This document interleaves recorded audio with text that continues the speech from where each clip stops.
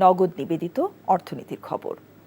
ভারত বাংলাদেশ সম্পর্ককে ইতিবাচক পর্যায়ে রাখতে বাংলাদেশের সদিচ্ছা প্রকাশে অবস্থান পাল্টে ভারতে ইলিশ রপ্তানির অনুমোদন দিল ডক্টর মোহাম্মদ ইউনূসের নেতৃত্বাধীন অন্তর্বর্তী সরকার।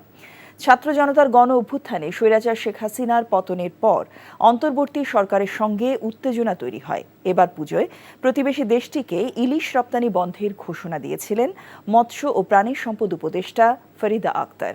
কিন্তু ১.৫ মাসের মাথায় সে অবস্থান থেকে সরে এসে দুর্গাপূজা উপলক্ষে ৩,০০০ টন ইলিশ রপ্তানির অনুমোদন দিল সরকার। এক বিবৃতিতে আগামী মঙ্গলবারের মধ্যে রপ্তানিকারকদের আবেদনের আহ্বান জানায় বাণিজ্য মন্ত্রণালয়।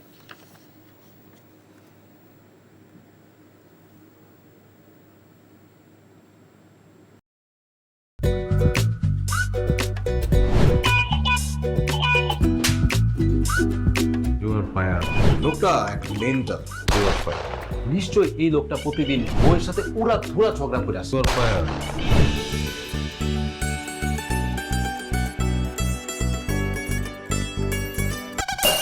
এটা কি? হ্যাঁ, এটা কি পেঁপের জুস নাকি ভাতের মার?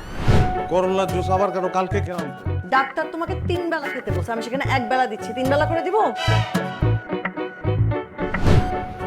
আমার অপরাধটা কি ছিল? কি অন্যায় করছিলাম আমি? এরকম চিৎকার চেঁচামেচি করলে সোজা দারোয়ানের রুমে পাঠিয়ে দিব।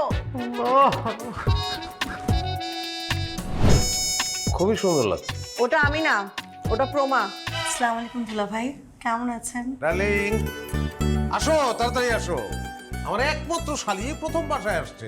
দুলা ভাইকে ভালোবাসিস? জানি না ভালোবাসে কিনা। মা, থ্যাংক ইউ তোমারে এত সুন্দর, এত ভালো একটা বউ জুটায় দেওয়ার জন্য। তুমি এমন সুন্দর, যে কোনো ছেলে তোমাকে একবার দেখলেই প্রেমে পড়ে যাবে। কি ডার্লিং, কফি খাওয়া? আসো ডার্লিং, একসঙ্গে কাজ করি। ও এনজিওর কিস্তি প্রথমবার বিকাশ পেমেন্ট করলেই 20 টাকা ইনস্ট্যান্ট ক্যাশব্যাক।